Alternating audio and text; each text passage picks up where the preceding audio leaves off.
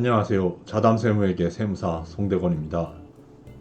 문화재를 보존하여 민족문화를 계승하고 이를 활용할 수 있도록 함으로써 국민의 문화적 향상을 도모함과 아울러 인류 문화의 발전에 기여함을 목적으로 제정 시행되고 있는 문화유산의 보존 및 활용에 관한 법률, 약칭 문화재보호법은 문화재를 인위적이거나 자연적으로 형성된 국가적, 민족적 또는 세계적 유산으로서 역사적, 예술적, 학술적 또는 경관적 가치가 큰 것이라고 그 용어를 정의하면서 크게 유형 문화재와 무형 문화재, 그리고 기념물, 마지막으로 민속 문화재의 네 부분으로 나누어 규정하고 있습니다.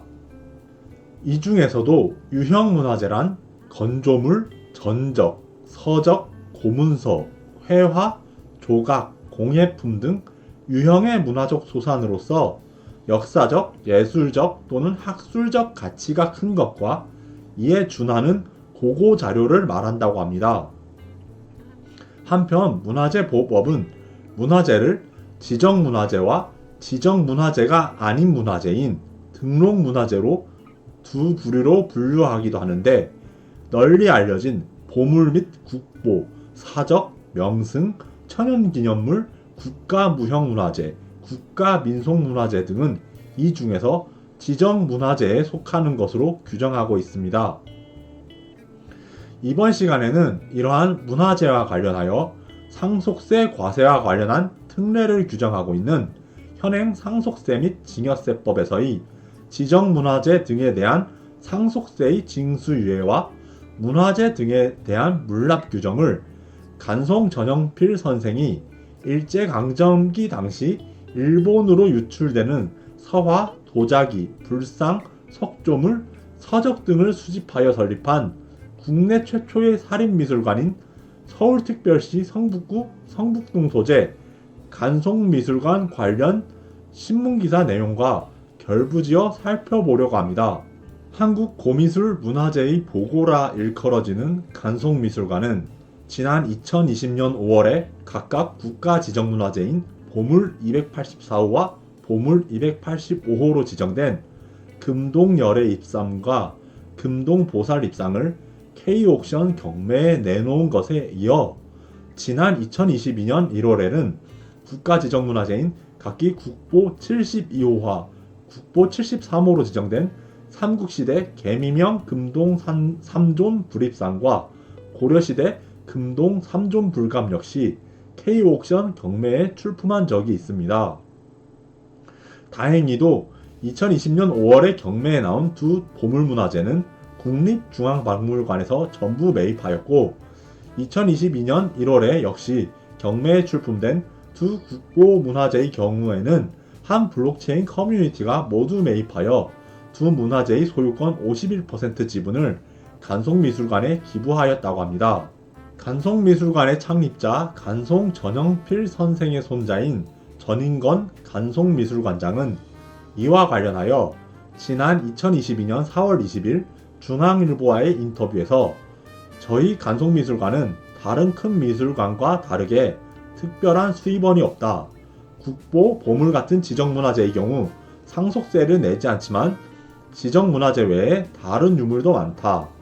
여러 유물을 들여오는 과정 등에서 큰 지출이 있었다고 하면서 선택과 집중에 따라 미술관의 부채를 해결하지 않으면 미래를 기약하기 어렵다는 현실적인 사정이 있었다. 정말 죄송하다는 말씀을 드린다.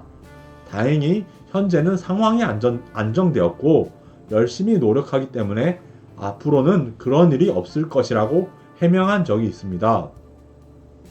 전인건 간송미술관장의 설명에 따르면 조부 간송 전영필 선생이 타계한 이후 선친인 전대 간송미술관장 전성우 선생이 간송미술관을 설립하여 소장품을 일반에 공개한 이후로 간송미술관이 다른 살인미술관인 호암미술관이나 호림미술관처럼 모기업이나 수익형 재산이 있지 않은 상황이어서 계속하여 재정상의 어려움이 있었으며, 선친은 미술관 운영을 위하여 부동산을 하나둘 처분하며 운영하는 지경에까지 이르렀다고 합니다.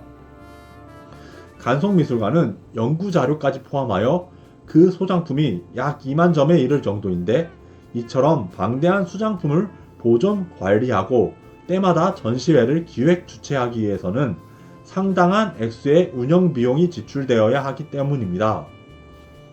현행 상속세 및 증여세법 74조 1항에서는 지정문화재 등에 대한 상속세의 징수유예와 관련한 제도를 두면서 문화재보호법에 따른 문화재 자료 및 국가등록문화재, 국가지정문화재 및 시도지정문화재와 박물관 및 미술관 진흥법에 따라 등록한 박물관 자료 또는 미술관 자료로서 박물관 또는 미술관에 전시 중이거나 보존 중인 재산 등에 대하여 그 재산가액에 상당하는 상속세액의 징수를 유예한다고 규정하면서, 이어서 같은 조 제2항에서는 납세지 관할 세무서장은 문화재 자료 등 박물관 자료 등 또는 국가지정문화재 등을 상속받은 상속인 또는 수유자가 이를 유상으로 양도하거나 일정한 사유로 박물관 자료 등을 인출하는 경우에는 즉시 그 징수유예한 상속세를 징수하여야 한다는 사후관리 규정을 두고 있습니다.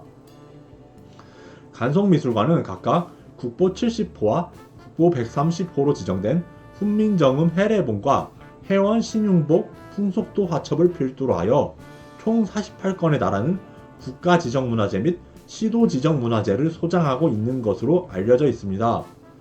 즉, 간송미술관에 소장된 이들 국가지정문화재 및 시도지정문화재에 대해서는 현행 상속세 및 증여세법 74조의 지정문화재 등에 대한 상속세의 징수유예 규정에 근거하여 상속세액의 징수 자체가 유예되고 있는 것인데, 만약에 이들 지정문화재를 유상으로 양도하거나 박물관 등의 폐관으로 인하여 문화재를 인출하는 경우에는 해당 문화재와 관련하여 징수가 유예되어 왔던 상속세를 징수하게 되는 것입니다. 지난 2021년 3월에는 여러 문화계 단체와 전직 문화부 장관 등이 연명하여 문화재 미술품 물납제도의 조속한 도입을 호소하는 대국민 건의문을 발표하였다고 합니다. 이 건의문 발표는 지난 2020년 5월에 간송미술관이 재정난에 시달리다 국가보물로 지정된 불상 2점을 경매에 내놓은 일이 그 직접적인 계기가 되었다고 합니다. 즉, 가치가 높은 문화재 미술품을 상속세 물납 대상에 포함하여 공공소유로 보존과 활용이 가능하게 하자는 취지에서 문화계 인사들이 행동에 나섰던 것입니다.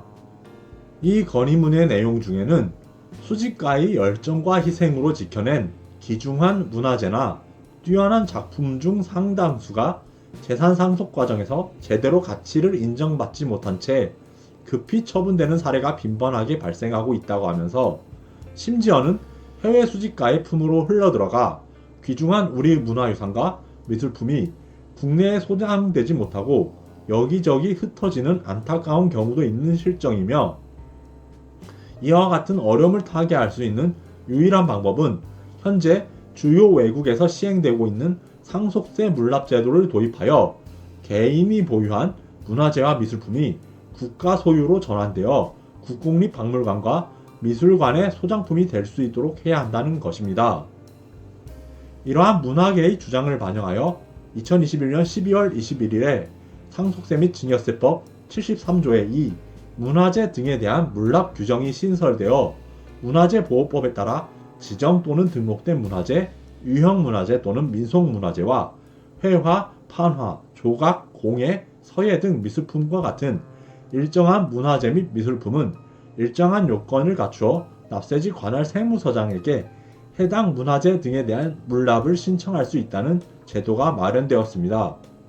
지난 2018년 4월 6일에 타계한 선친 전성우 관장을 계승하여 간송미술관 관장에 취임한 전인건 관장은 중앙일보와의 인터뷰 기사 말미에서 이번에 번듯한 수장고도 갖추었고 지은 지 80년이 넘은 보화각도 보수보건공사에 들어간다. 간송의 미래는 간송을 지지하고 후원하는 팬 커뮤니티에 달려있다. 우리 전통 문화를 아끼고 사랑하고 공감하고 연대하는 커뮤니티가 절실하게 필요하다는 말을 남긴 적이 있습니다. 문화재와 미술품은 한 국가의 과거를 조명하는 중요한 문화유산인 동시에 현재의 시대상을 함축한다고 하는데, 이러한 이 땅의 문화재와 미술품을 보존하고 계승하여 후대에 온전하게 전해주기 위해서는 이와 관련한 문화체육관광부, 기획재정부, 국세청 등 관련 정부 부처의 적극적인 대응이나 관련 제도의 정비 등 또한 필요한 것이지만, 정말 중요한 것은 전통문화를 아끼고 사랑하고 공감하고 연대하는 이 땅의 시민들의 깨어있는 의식과 지속적인 관심이라는 생각이 듭니다. 이상으로 자담세무에게 세무사 송대건입니다. 감사합니다.